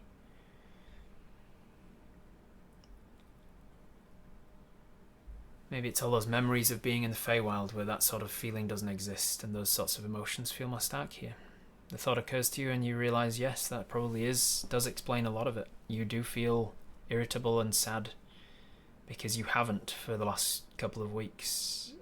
You are, now that you're aware, now that you've remembered your time in the feywild, you do feel sad about your time being in the material plane. Yes, things are a normal shade of green now on the grass, and the sky is a normal shade. Things are normal colours, but they're a lot less fun. They're a lot less enjoyable. They're a lot less vibrant. You have the feeling of being at the end of a holiday. A very busy holiday, but an enjoyable one.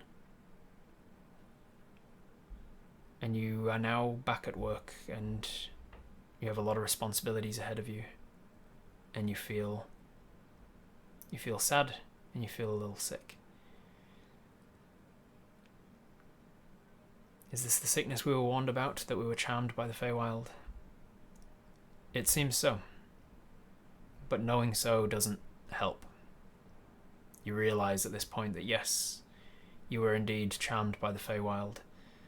And on that last day, the last couple of days, as the Merry Gentleman took you through various different fights to try and show off various different ways to avoid being charmed by things, you realise he may have been trying to prepare you for this moment when you had the come down, when you realised that the material plane is a little too mundane once you've experienced the Fey. You also wonder if in this moment, maybe that's why people that aren't from the Feywild, people without Fey blood, maybe that's why the Feywild removes your memories of the place. Maybe it's a self-preservation quality. Maybe it's something the gods gave creatures when they were created them, a way of protecting themselves if they experience greatness and then go back to mundanity.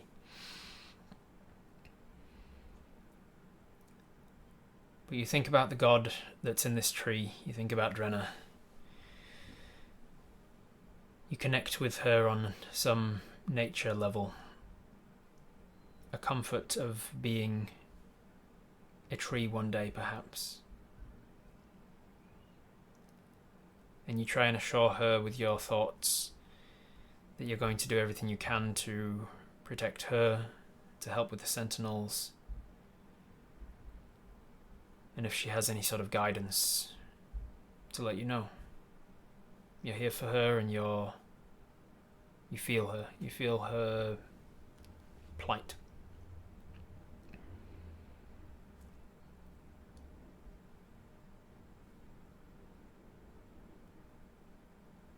Apis, you are given a moment, just for a moment in your mind, but in a similar way as to what's just happened earlier today. Though it's only a moment, it plays out for a lot longer.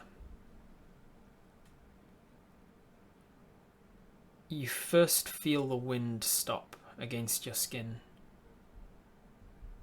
and then you realise that the sound of Mel's buzzing and Seed's little apiary that he's got going on in the Drenvale. They've stopped. You don't hear the buzzing anymore.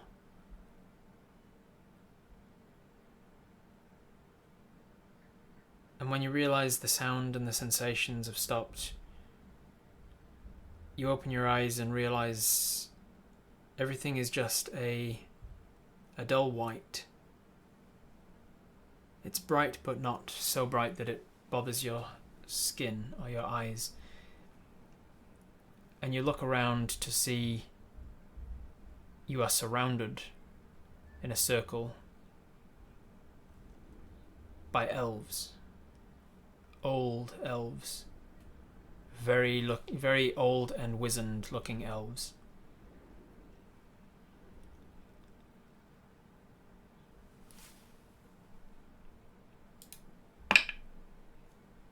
With a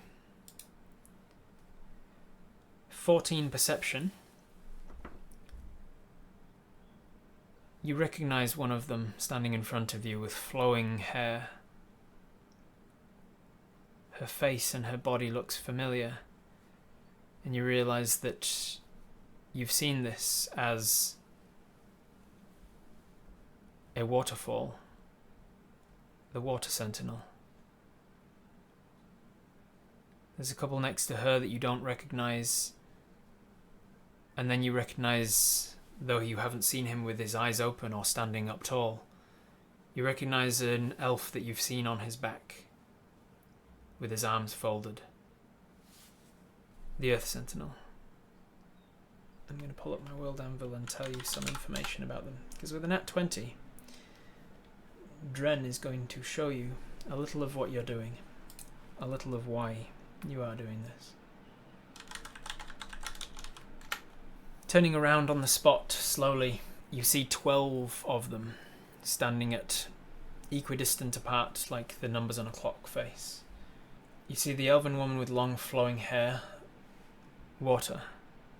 She steps forwards and she gives a sort of a cheeky wink and a little bit of a head bow, and she says, "I am Shelandrian."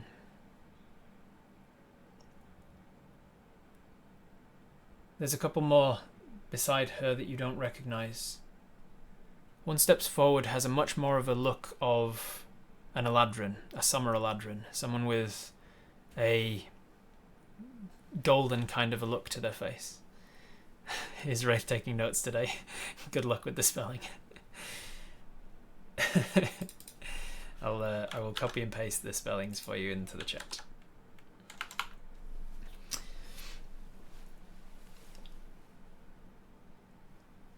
One steps forward with a more golden appearance to the skin, a bronze tone, and a very vibrant, bright red hair.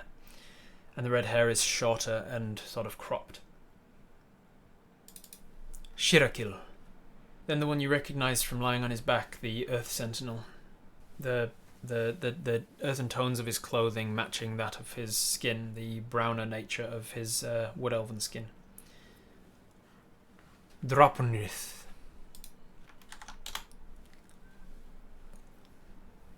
He must be air. Yeah, he's probably the air guy. The guy with the earthen tones and the earthen skin, yeah. He's the air guy. There is a really beautiful woman stands forward with a necklace around her skin and a gemstone in it. Fiernil. She introduces herself. In the moment you understand that they are giving their names, rather than just saying weird sounds towards you.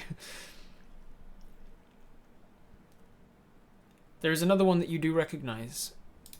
One that you have seen made out of the condensation that spills forth from the front of the Steam Sentinel.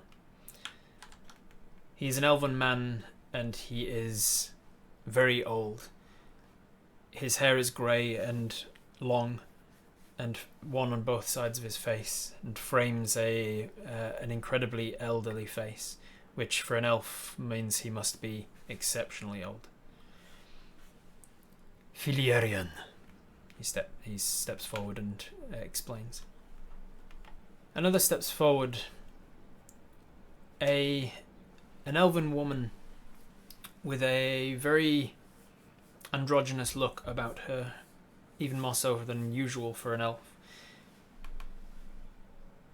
Without knowing it, you'd have a hard time knowing if they identify with any gender at all.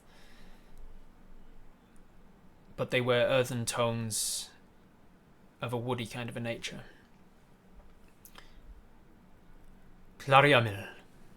A shorter one steps forward now. Still an elf, and still a wood elf, but you'd be excused in thinking that perhaps they have a little drow in them. They have darker skin and shorter hair, lighter coloured eyes, and a almost hint of dwarf-like texture to the way that they are built. The stout structure of their body. Pomonerin. Stepping next is an elven man with a very light skin, almost white, seems high elven. Only it's speckled with grey, like freckles across every inch of their skin. Forehead, cheeks, chin, nose, hands, speckled with grey. Ayuriesti.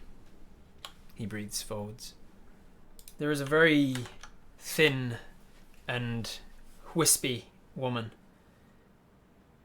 Exceptionally thin and tall and lanky, slender, graceful, but like a breeze of air could blow her away. She steps forward and her hair kind of wafts lazily in the breeze. Nami. Next stepping forward is a woman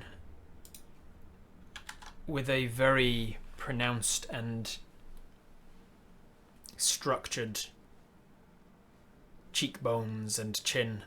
She's very sharp in her features, still beautiful in a way, but she is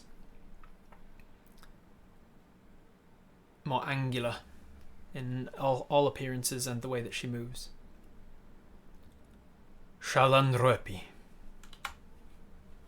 She has an air of getting to the point.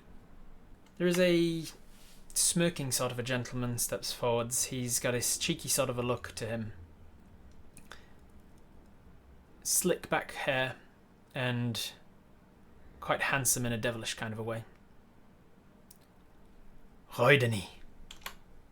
He pronounces. And finally, right behind you, the last one to step forward is a man that has a much more Eladrin quality to his skin than that of an elf. He seems like he almost glows with a spring-like quality.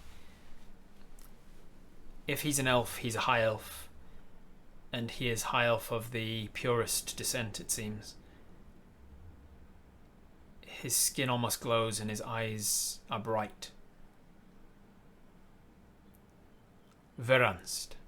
And as the 12 of them give their names, you are realizing in this moment that they are voluntarily giving you certain power, certain transferal of gift in the acknowledgement of them giving you their names. Each of them bows their heads in unison, takes a step back, and then you see them just for a very brief glimpse transform from themselves into their sentinels, and then you are back in the present day with your feet in the dirt. And Drenna has rewarded you with your thanks and your connection to a brief glimpse into what it is that you are doing, what it is that's ahead of you, and what the importance of it is.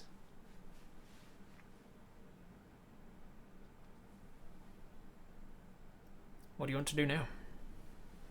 It's another example of something I wasn't anticipating giving you yet, but Hey, you chose to... There's a few things there that happened in the right order, culminating in a nat 20 to a religion check. Hang on, so we just gained some powers from them? Not powers that you have access to yet, but there is power in name, and they gave you their names. Try to memorize the names they just gave, because damn, those are tough to wrap the tongue around. Thank you, Wraith. Feel like we should just blink a few times. Yeah, you blink a few times, and for only a moment you've been standing there. But the moment was long enough to play out. Go ahead and roll a nat 20 every time we want some information, I reckon. Yeah, just do that, I reckon. Julius. You look around for him. He's not around yet, but you pull yourself up out of the dirt and move on towards finding Julius. Since you work for the gods, do you know about the goddess in, or who once was the Gentry? And he kind of stops what he's doing and turns towards you. I was not aware that mortals knew about Drenna. Not in anything other than legend, anyway. I was told by the dryads at dinner with the merry gentleman. Oh. They must trust you greatly. Is that information that is dangerous for me to know? Not dangerous, no. It's just the more that know the location and nature of a seal, the more chance there is of those who wish to break that seal. They must trust you implicitly with any information about the Dren tree. Are you in contact with her? I am not in contact with her in any more than I am in contact with the rest of the forest. I am in tune with all things in my land. I see. Can't remember 12 names at a party, even if they're common English-speaking names that I recognise. Do we feel a bit better? Nope, you do not. You actually feel a little bit worse now. Right. Well, I'm just gonna write something down real quick. You get your bag out. You get one of the books out of your bag, one of the plain books probably. And you'll sit down in the dirt where you are. You just kind of feel compelled to sit down in the dirt rather than going to find a chair. And you get a pottle of ink out and your quill and dap, and you start to write those names down. Let's roll you an intelligence saving throw to see how well you can save the information in your intelligence. That is a 13. With a 13... Click the wrong one. With a 13 intelligence, you can remember the gist of many of the names. You're definitely not going to remember all of them, but you can think about it. You can write it. You can always go back to it and try and remember them later, or you can meditate on it and you may be given the names again. Inspiration? You can roll inspiration if you want. Sitting down in the dirt. Is that a tree-like reaction? Maybe.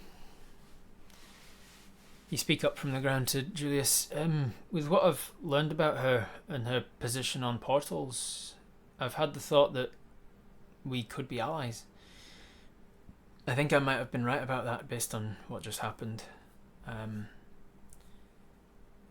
I was just sort of connecting with her, praying with her, and I was shown a vision.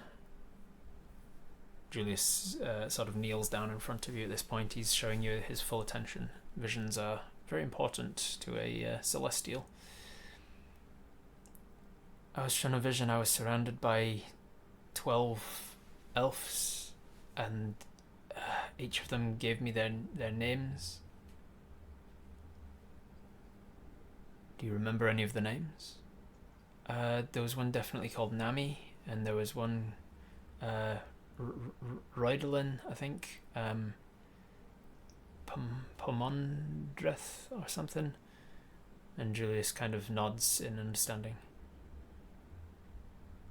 Well,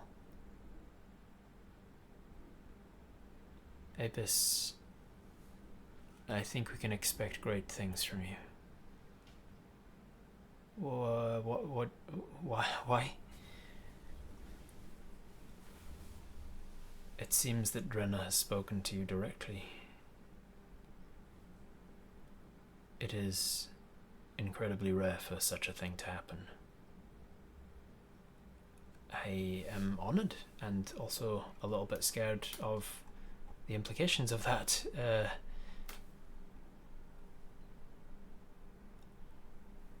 Do you know the name of the people that I've mentioned?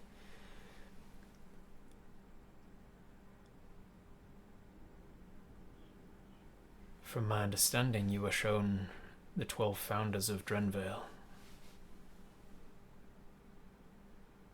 The ones that created the Sentinels in the first place.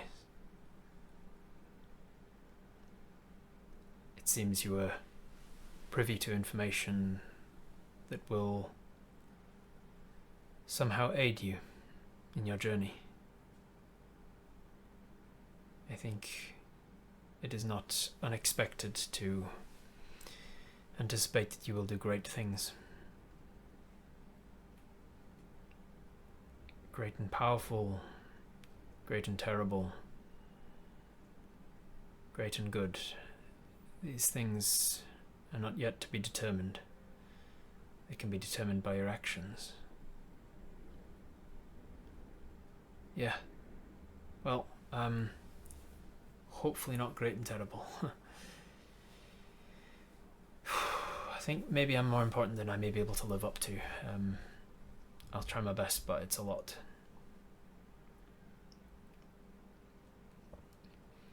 The people I met did kind of look like the Sentinels. Did they build them in their own image or somehow become them? Yes. Oh, that was not an inclusive or, that was a... yes, they built them in their image and then became them. In a similar way to Dren becoming the tree. Wow. I didn't realise, this is a big day. This is a lot of information to get in one day. I think I need to lie down. And then you just fall backwards onto the dirt and just kind of like snow angel a little bit into the dirt of the ground that you're sitting on. It is winter, so it is the start of winter, so it is relatively hard and cold ground, but you don't seem to mind. When you're in contact with dirt and ground, it seems to calm you a little bit, ground you a bit.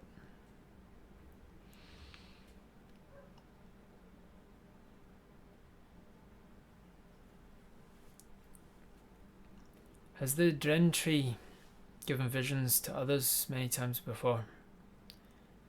Not in the time that I've been protecting her. Perhaps Seed, but he has never mentioned it. Between you and I don't believe that Seed would understand the vision if given to him. Certainly not the significance of it. Are we a were-mushroom now? I mean, I didn't say that.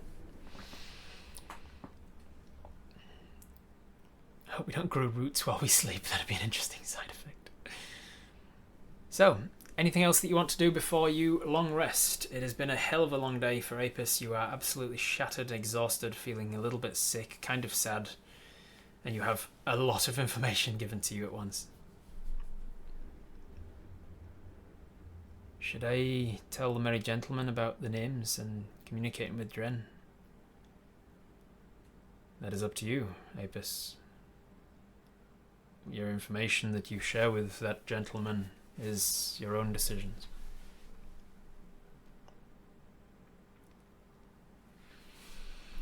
Right, well, I need to crash. I think I should stand and you kind of like roll over and stand to your feet. Well, time to rest, I think.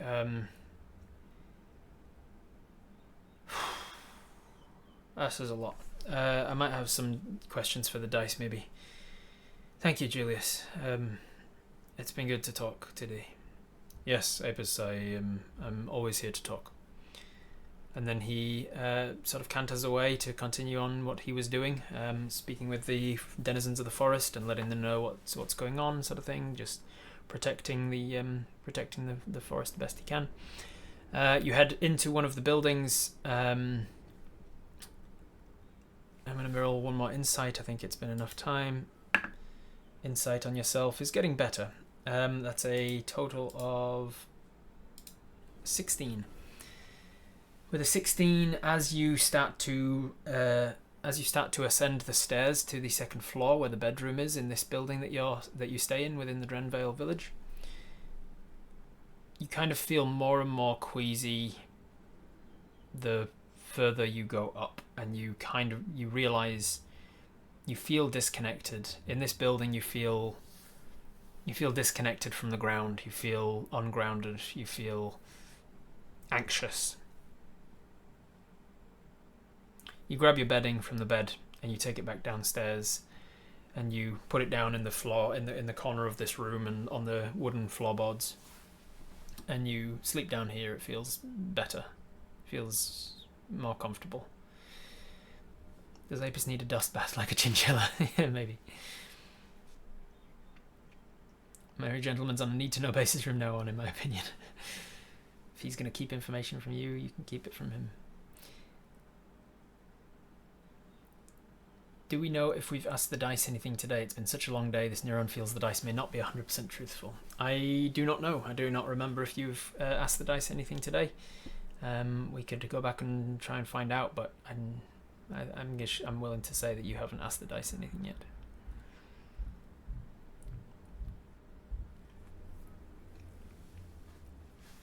We have a bedroll, use it. Yep, you can use your bedroll on the ground floor if you want. Or, as Fancy says, if you want to fight that creepy feeling, you want to stay upstairs, you can do so. Maybe we need to not be connected to the ground, maybe. Thumbs up for upstairs, thumbs down for downstairs. Where are you going to sleep? Where are you going to set up your bedroll?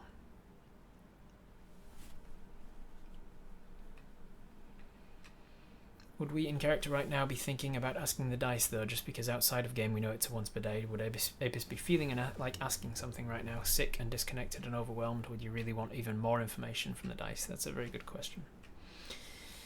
Upstairs, upstairs, downstairs, downstairs, downstairs, downstairs, upstairs, upstairs, upstairs, downstairs, upstairs. Ooh, it's down the middle. It's down the middle. Let's go with a poll to make it easier to read. Where to sleep? Inside upstairs. Inside upstairs. Inside downstairs. Outside. By the garden, where you felt most comfortable. Ask the dice if sleeping upstairs will make us feel better. Sleep on the stairs. Damn it. I knew there was an option I didn't say. Sleep on the stairs. Yeah, that's going to lead you to having a nice night. Will we get long rest if we sleep upstairs and not sleep well? If you don't sleep well, you don't get the benefits of sleeping well, do you? Generally speaking, I will allow you to have a long rest. Like if you have just a tossing and turning restless night, then I will usually say, in my games I'll usually go, you will have a long rest and gain all the benefits of the long rest, but you also gain a level of exhaustion.